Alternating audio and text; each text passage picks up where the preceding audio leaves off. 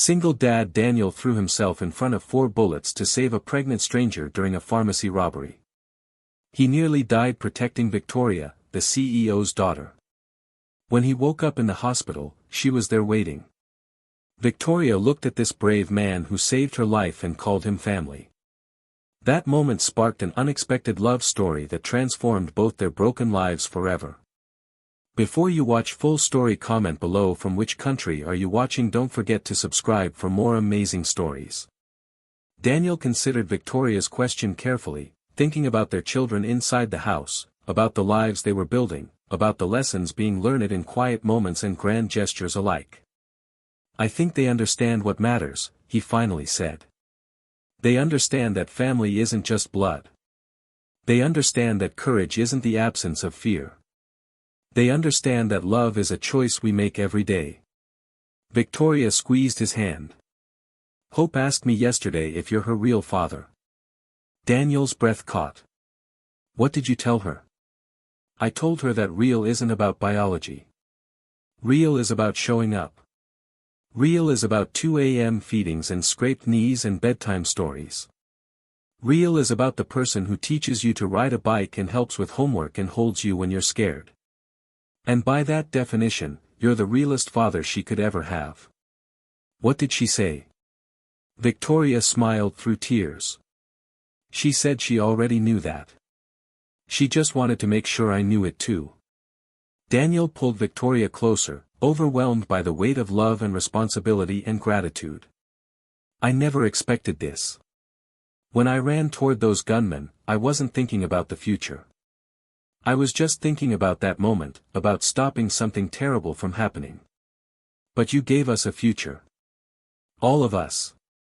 Not just me and Hope, but Emma and James too. You gave them a family. You gave them siblings and grandparents and a life full of love. They gave me that too. The back door opened, and Hope appeared, her pajamas covered in stars. Daddy? Mommy? Can we do stargazing? It's past your bedtime, princess, Victoria said gently. But Daddy always says that the best conversations happen under the stars. Daniel laughed, recognizing his own words thrown back at him. Did I say that? You say it all the time.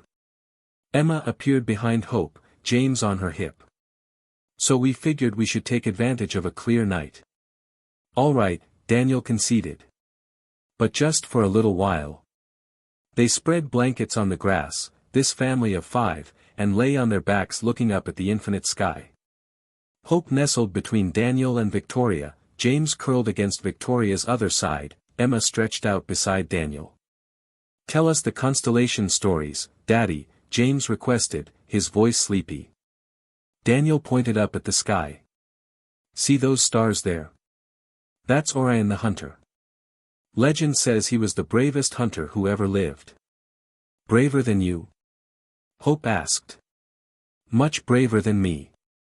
I don't think so, Emma said quietly. Orion was brave in stories. You were brave in real life. That's harder. Daniel turned his head to look at his eldest daughter, at the young woman she was becoming. When did you get so wise? I had a good teacher. Emma's voice was soft. I remember that night, Daddy. I remember being so scared, and then you were there, protecting me. And then you were protecting that other lady, and there was so much blood, and I thought you were going to die. Emma. No, let me finish. I was 8 years old, and I thought my whole world was ending. But then we got to the hospital, and that lady's family was there, and they were so kind to us. And over the next months and years, I watched something beautiful happen. I watched our family grow. I watched you fall in love. I watched Hope be born and James come into our lives. And I realized that sometimes the worst moments can lead to the best things. Victoria was crying now, and Daniel wasn't far behind. I'm proud of you, Daddy, Emma continued. Not just for what you did that night, but for who you are every day. For working hard and being patient and showing us what love looks like. That's real heroism. Hope sat up suddenly.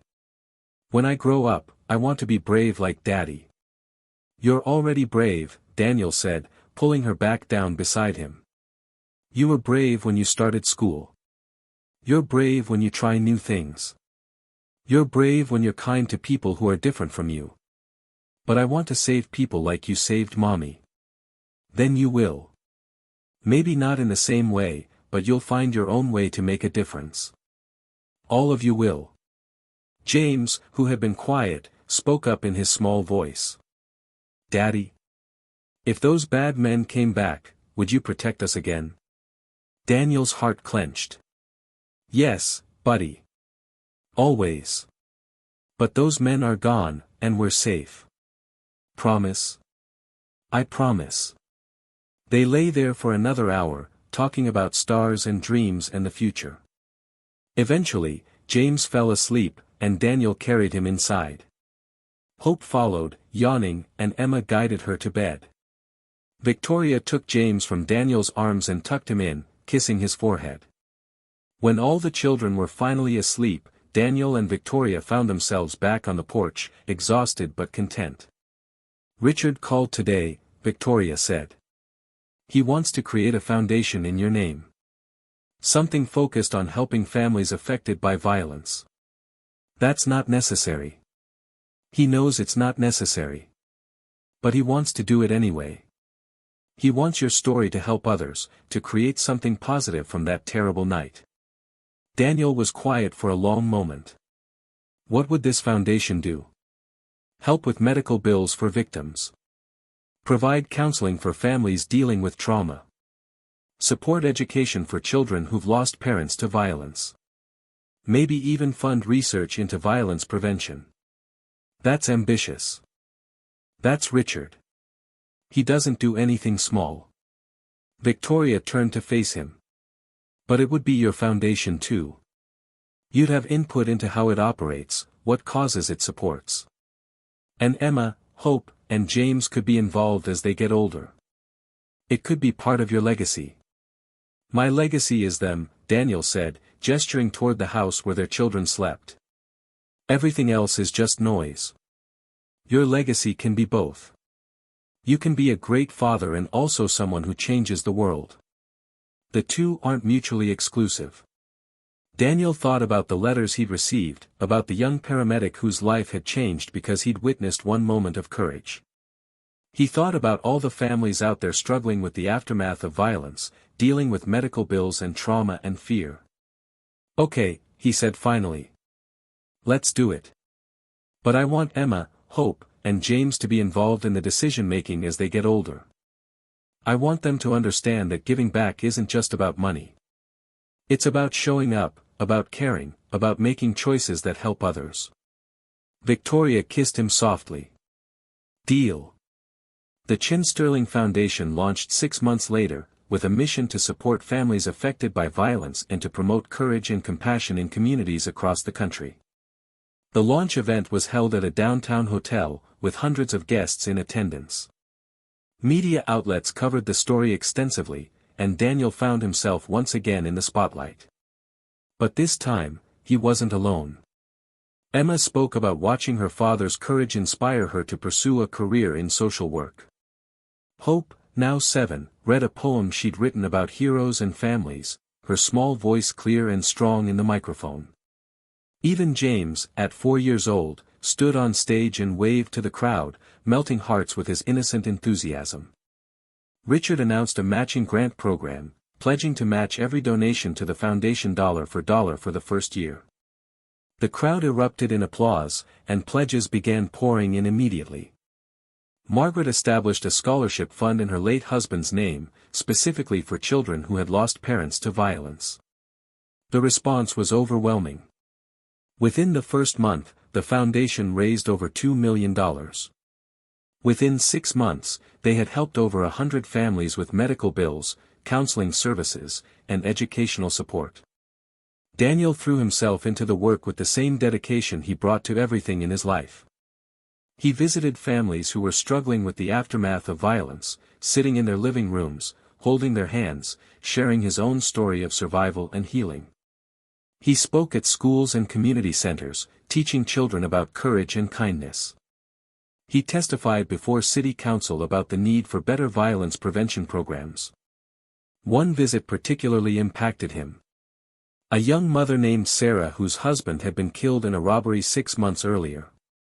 She lived in a small apartment with 3 children under the age of 8, and when Daniel arrived, he could see the exhaustion and despair in her eyes. "I don't know how much longer I can do this," Sarah said, her voice barely above a whisper. Her youngest child, a toddler, played quietly in the corner while the older 2 were at school. "The bills keep coming.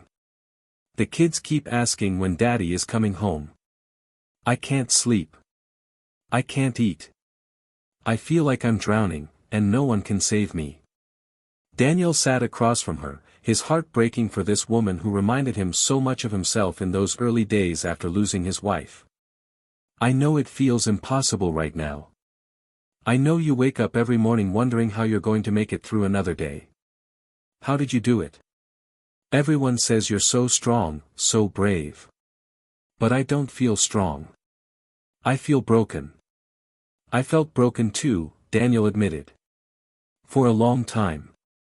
I had an 8-year-old daughter who needed me, but I could barely get out of bed some mornings. The grief was suffocating.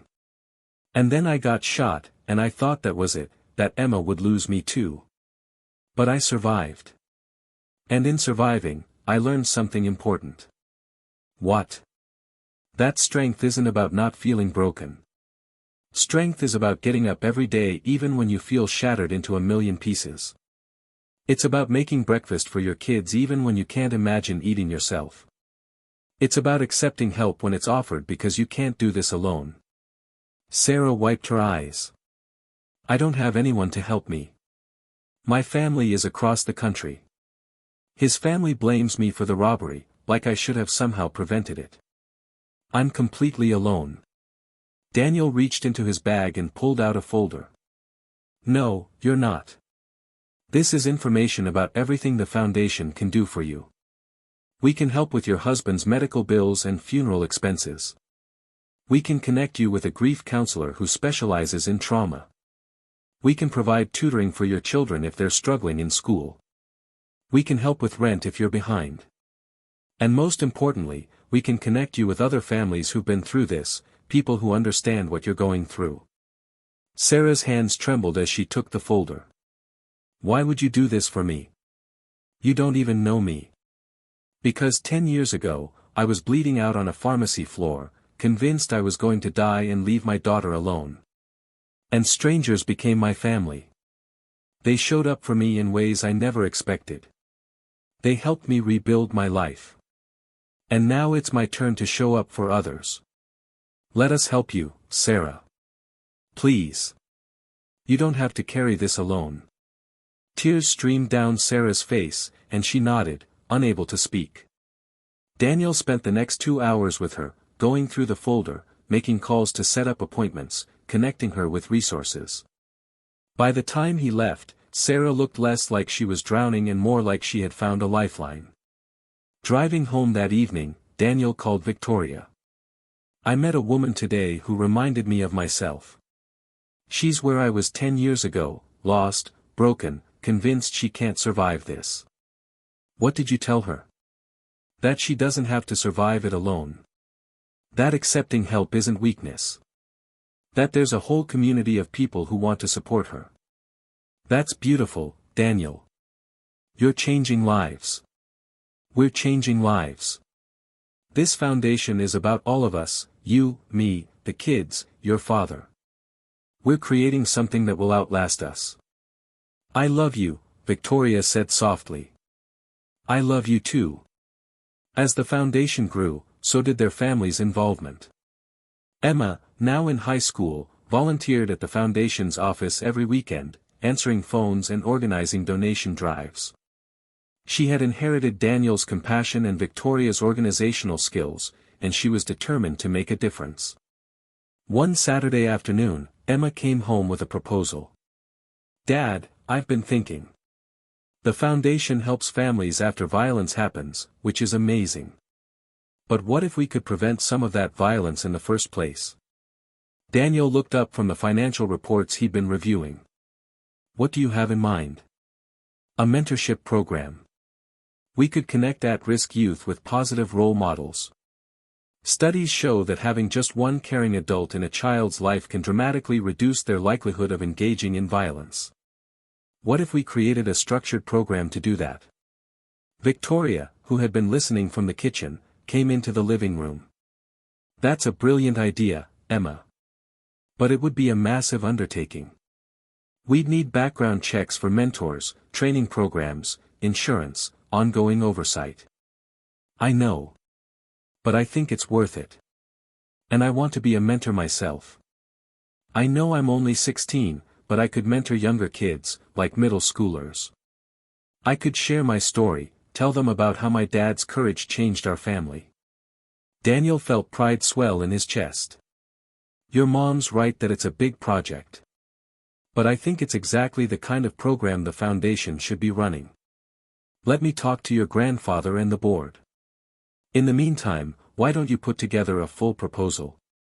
Research existing programs, create a budget, outline the structure. Emma's face lit up. Really? You'll consider it? More than consider it. If you can show me it's viable, we'll make it happen. Emma threw her arms around Daniel. Thank you, Dad. I won't let you down. 2 months later, the Chin Sterling Foundation launched its mentorship program, with Emma's proposal serving as the blueprint. Richard was so impressed that he increased his annual contribution to the foundation. Within a year, they had matched over 50 at-risk youth with trained mentors, and the early results were promising. Hope, meanwhile, discovered her own way to contribute. At 9 years old, she was already showing remarkable artistic talent. She created a series of paintings depicting families helping each other, healing together, finding hope after tragedy. Victoria suggested displaying them at the Foundation's annual fundraising gala, and the response was overwhelming. A local art collector offered to buy all of Hope's paintings for $20,000, with the money going directly to the foundation. Hope was thrilled, not because of the money, but because her art had helped people. Daddy, do you think my paintings really made a difference? She asked one evening as Daniel tucked her into bed. Absolutely. Your art tells a story that words sometimes can't. It helps people understand what families go through, what healing looks like. I want to keep making art that helps people. Is that okay? Daniel kissed her forehead. That's more than okay. That's beautiful. You're finding your own way to change the world, and I'm so proud of you. Even James, at just 5 years old, understood the importance of the foundation's work. He created a kindness club at his kindergarten, encouraging his classmates to do nice things for each other. When his teacher asked where he got the idea, James said simply, "My daddy says being kind is the bravest thing you can do." The teacher called Victoria in tears, and the story ended up in the local paper. Soon, kindness clubs were popping up in schools across the city, all inspired by a 5-year-old who had learned about courage and compassion from his father. 10 years after that fateful night, the city decided to honor Daniel with a special ceremony. The mayor declared it Courage Day, and unveiled a memorial in the park honoring victims of violence. Daniel was asked to speak, and he stood at the podium with his family beside him. The crowd was enormous, thousands of people who had been touched by Daniel's story or helped by the foundation. Sarah, the young widow Daniel had visited years ago, stood in the front row with her 3 children, all of them thriving now. The young paramedic who had written to Daniel stood nearby, his uniform crisp, his eyes proud. Daniel looked out at the sea of faces, at the memorial behind him, at his family surrounding him. Victoria held his hand, her squeeze encouraging. Emma stood tall and confident, now 18 and preparing to start college in the fall. Hope, at 12, clutched a sketchbook filled with drawings she'd made for the ceremony. James, at 9, waved enthusiastically at people in the crowd. 10 years ago, Daniel began, his voice steady despite his nerves, I made a split-second decision that changed my entire life. I ran toward danger instead of away from it, and I took 4 bullets meant for a stranger. People call that heroic. But I'm here today to tell you what real heroism actually looks like. He gestured to Victoria. Real heroism is a young widow who lost her husband but chose to love again. Who trusted a stranger with her heart and her daughter's life. Who builds a family and a foundation and a legacy of compassion every single day. He nodded to Emma.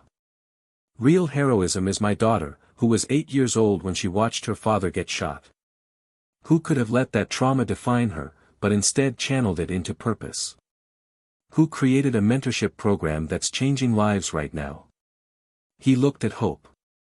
Real heroism is this young artist who uses her gifts to shine light on pain and healing. Who sold her paintings to help families she's never met. Who understands that creativity and compassion are two sides of the same coin. He smiled at James. Real heroism is a 9-year-old boy who started a kindness movement in his kindergarten class because he believes, truly believes, that being kind is the bravest thing you can do. I didn't run toward those gunmen because I'm special or brave or different from any of you. I ran because in that moment, I saw someone who needed help, and I had the ability to help them. That's it. That's all heroism is, seeing a need and choosing to meet it. But here's what I've learned in the 10 years since, that one moment of courage created ripples. The woman I saved became my wife. Her daughter became my daughter. We built a family, started a foundation, helped hundreds of other families find hope after tragedy. And each of those families creates their own ripples. Daniel pointed to Sarah in the crowd. I met a woman a few years ago who was drowning in grief after losing her husband. Today, she's back in school, working toward a degree in counseling so she can help others who are grieving. Her kids are thriving. She's creating her own ripples. He gestured to the paramedic. A young man wrote to me saying that watching me take those bullets inspired him to become a paramedic. He's saved over 30 lives in the past 10 years. 30 people who are alive because one moment of courage inspired another person to choose courage. That's the power of choosing to be brave. It doesn't stop with you. It spreads outward, touching lives you'll never know about, creating change you'll never fully see. Every act of courage, every moment of compassion, every choice to help instead of hide, it all matters. It all counts. It all creates ripples. So I challenge all of you here today, find your moment. See the need around you. Choose courage over fear. Choose love over indifference. Choose to be the person who runs toward the danger, whatever form that danger takes in your life. Maybe your courage looks like standing up to a bully. Maybe it looks like reaching out to a lonely neighbor. Maybe it looks like starting a foundation or mentoring a child or creating art that heals. Maybe it looks like getting up every morning and trying again even when you feel broken. All of it matters. All of it creates ripples. All of it changes the world. The crowd rose in a standing ovation that lasted several minutes. Daniel stepped away from the podium, and Victoria met him at the bottom of the stage, wrapping her arms around him. That was perfect, she whispered. No, Daniel said, looking at their family, at Emma wiping tears from her eyes, at Hope sketching the crowd, at James waving enthusiastically. This is perfect. That evening, the entire family gathered at Daniel and Victoria's house for a celebration dinner. Richard arrived with Margaret, both of them beaming with pride. The house filled with laughter and conversation, with stories and memories, with love. After dinner, as the adults cleaned up and the children played in the backyard, Richard pulled Daniel aside. I need to tell you something, Richard said, his voice serious. Daniel's heart skipped. What's wrong? Nothing's wrong. Everything's right. Richard's eyes were misty. 10 years ago, I thought I had lost everything. My daughter was being hunted by men who wanted to kill her because of who I am. I felt helpless, terrified, convinced that my success had put my family in danger. And then a stranger threw himself in front of bullets meant for her. A warehouse worker with his own daughter to protect chose to save mine. Do you understand what that did to me? How it changed everything I believed about people and goodness and the world. Daniel was quiet, letting Richard continue. You gave me back my daughter. You gave me my granddaughter. But more than that, you gave me back my faith in humanity. You showed me that there are still people who choose courage over self-preservation, who see a stranger in need and act without hesitation. Richard's hand trembled as he reached out and gripped Daniel's shoulder. You're the son I never had. The man I hope James grows up to be. The example I point to when people ask me what true character looks like. And I want you to know that not a day goes by when I don't thank God that you were in that pharmacy. Daniel's throat was tight. Richard. No, let me finish. I'm 80 years old. I've built an empire, made billions of dollars, achieved everything I set out to achieve in business. But none of it, matters as much as this family. As watching Victoria happy again. As seeing my grandchildren thriving. As knowing that because of you, my daughter is alive and my granddaughter exists. That's my legacy. Not the money or the company or the buildings with my name on them. This family. This foundation. The ripples of courage spreading out from one moment 10 years ago. Richard pulled Daniel into an embrace, something he rarely did. Thank you, son. For everything. Daniel held the older man, feeling the weight of gratitude and love and connection. Thank you for welcoming me into your family. For giving Emma and me a place to belong. They stood there for a long moment, two men from completely different worlds united by bullets and blood and the fierce love of family. That night, after everyone had gone home and the children were asleep, Daniel and Victoria sat on their back porch. It was the same spot where they'd had countless conversations over the years, where they'd dreamed and planned and healed together. Do you ever think about what your life would look like if that night never happened? Victoria asked. Daniel considered the question carefully. Sometimes. I'd probably still be working at the warehouse, living in that small apartment, struggling to make ends meet. Emma would have grown up with fewer opportunities. I'd still be carrying all that guilt about my wife, convinced I had to do everything alone. Do you wish things had been different? No. God, no. That night was terrible, and I wouldn't wish that trauma on anyone. But what came after? This life we've built. Our family. The foundation. All of it was worth the pain. Victoria leaned her head on his shoulder. I think about it too. About what would have happened if you hadn't been there. Hope would never have been born. I'd probably be dead. And all these ripples we've created, the families we've helped, the programs we've started, the lives that have been changed, none of it would exist. It's strange to think that 4 bullets changed the trajectory of so many lives. Not just the bullets. Your choice. Your courage. That's what changed everything. They sat in comfortable silence, listening to the sounds of the night. An owl hooted in the distance. A dog barked somewhere down the street. Inside the house, they could hear the soft sounds of their children sleeping. I got a call today, Victoria said eventually. From a publishing company. They want to turn your story into a book. Daniel groaned. We already did the article, the interviews, the ceremony. Isn't that enough? They think a book could reach more people. Could inspire more families. Could help more people find courage in their own lives. What do you think? Victoria was quiet for a moment. I think your story deserves to be told fully. Not just the dramatic parts about the shooting, but everything that came after. The recovery, the family we built, the foundation, the ripples. I think people need to know that courage isn't just one moment, it's 1,000 small choices made every day. Would you help me write it? Of course. It's our story, Daniel. Not just yours. It's about all of us. Then let's do it. The book, titled The Bullets That Changed Everything, was published 2 years later. It became an instant bestseller, resonating with readers around the world who were dealing with their own traumas, their own fears, their own questions about courage and purpose. The book tour took Daniel and Victoria across the country, speaking at bookstores and community centers, sharing their story with audiences who cried and laughed and asked questions about how to find courage in their own lives. Emma, now in college studying social work, often joined them on tour, speaking about growing up in the shadow of her father's heroism and learning to find her own path. Hope's artwork was featured throughout the book, visual representations of healing and family and hope.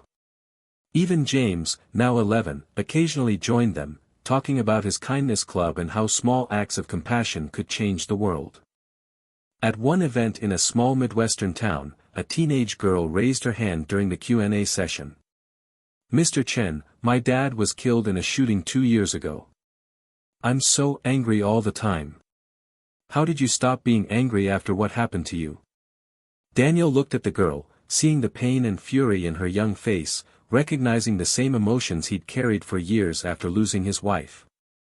"I didn't stop being angry," he said honestly. "I'm still angry sometimes. Angry that violence exists. Angry that good people suffer. Angry that children have to grow up without parents, that families get torn apart by senseless acts. But I learned something important: anger is energy. You can let it consume you, let it turn you bitter and hard. Or you can channel it into something constructive. My anger pushed me to start the foundation, to help other families, to work toward preventing the kind of violence that took your father.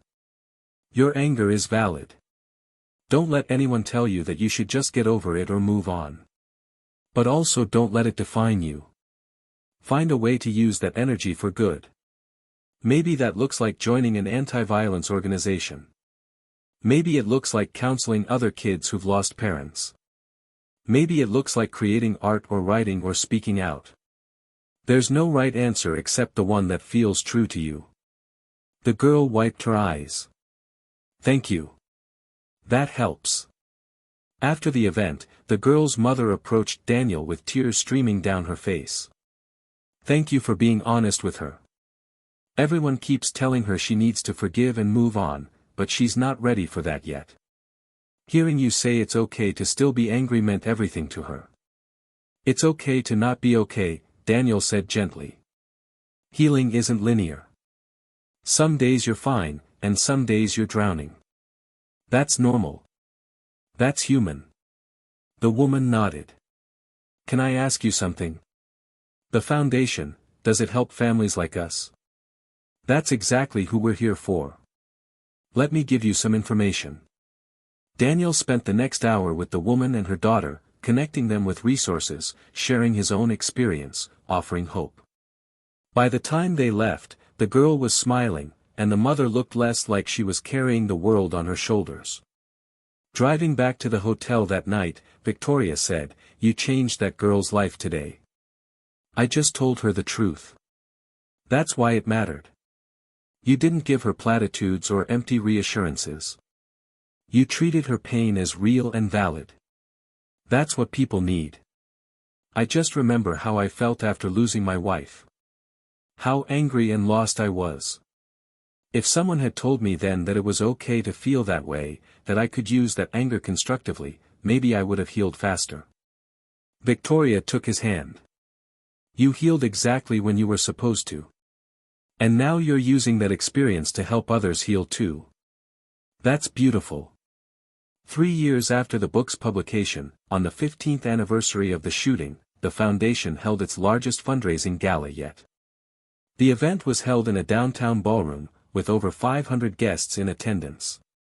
Survivors of violence, donors, volunteers, staff members, and families helped by the foundation all gathered to celebrate 15 years of courage and compassion. Emma, now graduated from college and working full-time at the foundation, organized the entire event. She had grown into a remarkable young woman, confident, compassionate, fiercely dedicated to the foundation's mission. She took the stage to welcome everyone, her voice strong and clear. 15 years ago, my father made a choice that changed all of our lives. He could have hidden. He could have protected only himself and me. But he didn't. He ran toward danger, and in doing so, he showed me what real courage looks like. Tonight, we're here to celebrate not just that one moment of bravery, but the 15 years of courage that followed. The courage of families who survived violence and chose to rebuild. The courage of volunteers who show up week after week to help strangers. The courage of donors who invest in a vision of a more compassionate world. The courage of every single person in this room who has chosen, in big ways and small, to be brave. The room erupted in applause, and Emma continued. This year, the Chin Sterling Foundation helped over 3,000 families. We provided counseling services, financial assistance, educational support, and most importantly, hope. We connected survivors with each other, creating a community of people who understand what it means to rebuild after tragedy. Our mentorship program now serves 200 at-risk youth across 5 cities. Our violence prevention curriculum has been adopted by schools in 12 states. And our advocacy work has contributed to stronger gun safety laws and better support for victims of violence. But numbers only tell part of the story. The real story is in the faces of the families we've helped. The single mother who found counseling and community after losing her husband. The teenager who found a mentor and a path forward after witnessing violence. The child who got tutoring and graduated high school despite losing a parent. Each person we help creates their own ripples, spreading courage and compassion outward. Emma's voice grew emotional. My father taught me that heroism isn't about being fearless. It's about being scared and doing the right thing anyway. It's about seeing someone who needs help and choosing to act. It's about showing up, day after day, even when it's hard. So thank you. Thank you for being here. Thank you for supporting this foundation. Thank you for choosing courage. Together, we're changing the world, one family, one person, one moment of bravery at a time. As Emma stepped off the stage, Daniel felt pride surge through him. His little girl, who had been so scared and traumatized 15 years ago, had become a force for good in the world. She had taken her pain and transformed it into purpose. Hope, now 17 and applying to art schools, had created a stunning piece specifically for the gala, a massive painting depicting hundreds of interconnected hands, each one supporting the next, spreading outward in an infinite pattern of connection and compassion. The piece sold at auction for $50,000, all of which went to the foundation. James, now 14, performed a spoken word piece he'd written about kindness and courage, bringing many in the audience to tears. He had inherited Daniel's quiet strength and Victoria's eloquence, and he was already making his mark on the world. Richard, now 85, gave the keynote speech of the evening. His voice was weaker than it once was, but his words carried the weight of experience and wisdom. 15 years ago, I received a phone call that every parent dreads.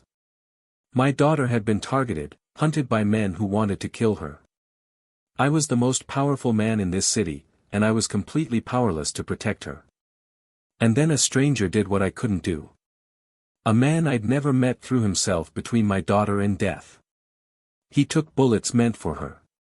He nearly died saving her life. Richard's voice broke, and he paused to compose himself. That man changed my life. Not just because he saved Victoria, but because he showed me what really matters. Not money or power or success, but courage and compassion and the willingness to sacrifice for others. Daniel Chen is my son in every way that matters. He's the father to my grandchildren, the partner to my daughter, the inspiration behind this foundation. But more than that, he's a reminder that ordinary people can do extraordinary things when they choose courage over fear. This foundation exists because 15 years ago, one man made a choice. But it continues because thousands of people are making that same choice every day, to help, to show up, to care, to be brave. That's what I'm most proud of. Not the money we've raised or the families we've helped, though both are important. But the community we've built of people who believe in courage and compassion. Richard looked directly at Daniel. Thank you, son, for saving my daughter. Thank you for giving me 15 years with my granddaughter. Thank you for showing me what true heroism looks like. Thank you for building this family and this foundation and this legacy of love." The room rose in a standing ovation, and Daniel found himself surrounded by his family, Victoria, Emma, Hope, James, Margaret, and Richard. They embraced him, this man who had started as a stranger and become the center of their world. Later that night, as the gala wound down and guests began to leave, Daniel stood at the window looking out over the city. The same city where 15 years ago, he had nearly died. The same city where he had found love and family and purpose. Victoria joined him, slipping her hand into his. "What are you thinking about?" "Everything. How far we've come. How much has changed. Any regrets?" "Not a single one." They stood together in comfortable silence, watching the city lights twinkle below, thinking about bullets and blood and choices, about courage and compassion and family, about the ripples that spread outward from one moment of bravery and touch lives in ways you can never fully comprehend. "Thank you," Victoria whispered. "For what?" "For being brave. For choosing love. For building this beautiful life with me." Daniel pulled her close, breathing in the scent of her perfume, feeling the warmth of her body against his. "Thank you for letting me. Thank you for taking a chance on a scarred warehouse worker and seeing something worth loving. I love every scar. They're proof you survived. Proof you chose courage. Proof you chose us." And in that moment, standing in a ballroom full of people whose lives had been touched by one act of courage 15 years ago, Daniel understood the full weight of what he had created. Not just a family or a foundation, but a legacy of choosing love over fear, compassion over indifference, courage over comfort. The bullets had changed everything. But love had built everything that came after. And that made all the difference.